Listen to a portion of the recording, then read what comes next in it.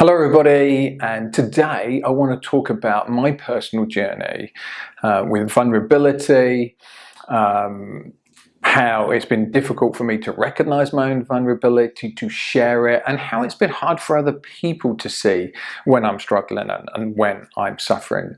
And I think it's really important for us to talk about this, to share this, and to recognize it in ourselves. And I just want to share, I'm not as tough as you think I am.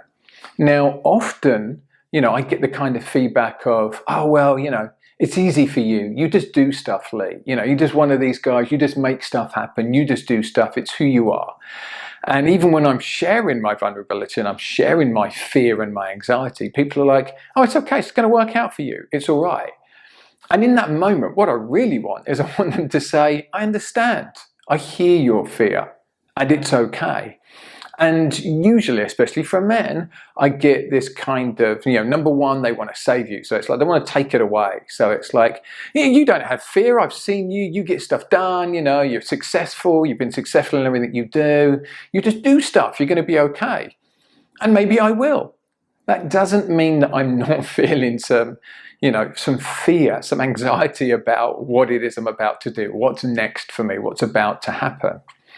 And fear is normal. This is a thing as men, especially, that we've really got to get into our heads, that fear, anger, sadness, joy, they're all normal emotions. They're all tools that give us information. Fear is telling us that something's important. And what we're about to do has real meaning and significance to us. We don't tend to get afraid about things that don't matter. So that fear is saying, hey, this is important to you. There's something riding on the results of what you're going to do here. And that's okay. It's okay to acknowledge that. It's okay for that fear to kind of wake us up and to kick that adrenaline in. And that fear can be really motivational. It can get us through some tough times, especially if we lean into it and we acknowledge it and we go, okay, yeah, there's something going on here. My anxiety is telling me something. And then the other thing is, it can also be a trigger to us. It can be a lesson to us to say, I need help. I need to reach out to other people. I don't have to suffer this by myself, or I don't have to go through this alone. I can share how I'm feeling. I can ask for advice. As men, how often could we ask for advice, yet we don't, because we're like, well, if I ask for advice, people are going to think I'm weak. They're going to judge me. They're going to think I'm dumb. One of the things I've most enjoyed learning as I get older is when I reach out and ask people for advice, they're usually so open and so welcoming to it. Everybody loves to help somebody else. You reach out to somebody and say, hey, I'm struggling with this, or I'm not sure how to do this, or I'd love some feedback on this. Everyone's got an opinion. They want to help you. So, it's a real gift as you get older to realize you don't have to have all the answers. And actually, real strength is saying, I don't have all the answers. Just a little tip for the teachers, parents, and coaches out there. If somebody comes up to you and you don't know how to answer that question, or you don't know how to respond to something they're saying, or they've come to you, say, with a research article about a training technique and you just don't know about it, the best thing you can say is, I don't know. Don't try and bluff your way through it. They will see through it. So many times athletes have said to me, one of the things they dislike about their coach the most, or that they dislike about coaches the most, is when they're inauthentic. They can tell. They can really tell when you're making it up on the spot to appear like you know what you're talking about. So just say, hey, I don't know about that. Let me ask somebody else, or let me research that, or why don't you research it and let's learn it together. A really powerful bonding moment for you and the athlete, and a really, powerful way for you to say, hey, I'm still open to new ideas. There's still new concepts in the world. There's still new ways for us to do things. And you can't go wrong as a coach in saying, I don't know the answer to that. I'm going to find out the answer to that. I promise you, your athletes, same for business, your athletes, your colleagues, your staff are going to trust you more if you say, I don't know the answer to that. I will come back to you, I will research it, and I'd appreciate you researching it too and seeing what you find. So kind of back to my personal journey. People, my friends, they would say that I've been successful at a successful real estate business that I sold. My God, that was so frightening. I didn't know what I was going to do next. I had an idea, but I didn't know it was going to work. The actual process of selling it was incredibly frightening. I felt terrible that I was letting, the people that worked for me down, and it really impacted me. And it took me quite a while to get over that. And then, going into professional sports coaching, being a professional track cycling coach, that was really scary. It was a big change. It's fine doing it as a hobby. And sure, the first couple of athletes I coached for national champions, that didn't mean the rest were going to be. I definitely felt like there was some luck there. And I wasn't really fully confident that I had what it took to do it. And then my progression from starting that business in the UK, then to move into the USA, because I saw this kind of quality of life I wanted with the better weather, somebody who's going to mainly be working outside, and just the opportunity with a much bigger market with more people that wanted track cycling coaching. I saw this great opportunity when I first came here, yet it took me a full year to make that decision to actually do it. A full year of worrying about it, overanalyzing it. Let's be honest, overanalyzing it, thinking about it too much rather than jumping. So, some friends of mine have said, "Oh, that looked like such an easy decision." I'm going to tell you now, friends, I'm going to own up. I took a year to decide to do that. And then another 6 months to make it happen once I'd decided to do that. And even when I first came here, I was super lonely. I still had a good friends network and family back in the UK, but I was really lonely. I only knew a couple of people here, a couple of athletes that I coached. That was pretty much it. And it took me quite a while to get settled, and it was tough. And again, I don't think I really shared with people like how much I was struggling. I was like, hey, it's great, everything's going forwards. I'm building up my roster of athletes. It's all great. And it wasn't. I was lonely. I struggled to begin with. And I think there's just so much power in sharing that. Even today, I'm reminded of some of the strongest men in the world and how difficult they find it to share their vulnerability. So Dwayne "The Rock" Johnson put a post up that, in response to the presidential election, and he said in it, he cried tears of joy, and then immediately said, but they were manly tears. Dwayne, my friend, why do you have to qualify that as manly tears? Tears are just tears.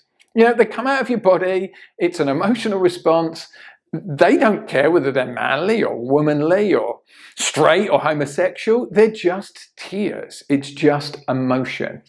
And here we go. This guy that, many of us will look at and say, what a strong guy, what a natural leader and doer. And he's having to and feels the shame of having to, categorize his tears as manly. So Dwayne, my friend, my encouragement to you is to say, I cried, leave it as that. You don't have to categorize that. You don't have to somehow justify them as they were manly tears. It's okay. It's okay to feel emotion. It's okay to feel joy. As men, we're so afraid, and we've been so afraid, and we're told to be so afraid, and women too, but men more, especially sadness, fear. You can't be sad. You can't show fear. That's really, really important. So here you are. I'm telling you now, I've been sad. I've been vulnerable. I'm still vulnerable now. I'm still afraid now. I'm now in a different career. I'm an emotional performance coach. It's very similar to what I was doing as a cycling coach. Huge crossover from it. Yet it's a new career. I'm in a new sphere. Will it work? I'm so afraid. Will it? I know I'm good at what I do. I love what I do. I love working with people. I love the work that we do and seeing the results of that work and watching people be empowered. That doesn't stop me being afraid. I'm still afraid because it means something to me. It's important that the work I do is good. Really important to me the work I do is good. It's important to me that I have an impact. I have an impact on society. I have an impact on those around me. Just look at the best leaders, businessmen, coaches in the world. Almost all of them have suffered failure, sometimes massive, catastrophic failure. Look at Richard Branson, one of the world's wealthiest men. He owned his own island, for God's sake. And yet this guy has been bankrupt numerous times. He took risks, it didn't work. I'm sure he felt immense failure and shame in those moments. And he got back up and he did it again. And that's the thing about fear. It tells us that something's important, yet we can still do it. We can conquer the fear when we look at the fear. It's when we avoid it and we hide it and it kind of, it gets down inside us and then it turns into the frustration and the anger. I encourage you, men, women, coaches, leaders, teachers, I encourage you to talk about your fear. Talk about it with people. How do you think your workers feel and your athletes feel? If you're always telling them, everything's easy, just do it, it's easy, then it doesn't give them the space. It doesn't give them the opportunity to talk about what's going on for them. And if they don't talk about it, how do you deal with it? How do you as a leader address people's fears, help them with their fears, talk about their fears? If you set up this stance that you have no fears, that nothing affects you, and that's part of the reason that I want to share my own struggles, my own fears. People, as I said earlier, people often project on me that, you're strongly, you get stuff done, it's easy for you. It is not. I carry fear and anxiety around with me all the time because things mean something to me. They're important. It's important to me as to how I'm seen in the world. It's important to me that I make the impact that I want to make in the world. It's important to me to do a good job. It's important to me to be successful. I want to provide for my family. I want to provide for my wife. And, she's killing it at the moment. She's doing so well and she's so successful. And as a man, again, that's challenging me. Like, what's it like for me as a man to watch my wife be really successful? And I'm loving it. And I also feel fear. What does that say about me? And it's good. And I'm going to use that fear and I'm going to let it motivate me. I'm going to acknowledge it. I'm going to feel it. I'm not going to hide it away. I'm not going to pretend it's not there. I'm going to use it. I'm going to use it to motivate me. And I'm going to use it as a tool to tell me that these things are important. So I'm going to pay good attention to them because they're important. And I'm going to give these things the effort and the respect that they deserve. So thanks for listening, friends. I really want you to share your vulnerability with me. I want you to share with me the things you're feeling fear about. Like us, like our podcasts, subscribe to us on YouTube, comment below on any video that you see posted. Let us know what you've been struggling with. Share your journey with us. We'd love to hear from you. Thanks, everybody, and let's chat soon.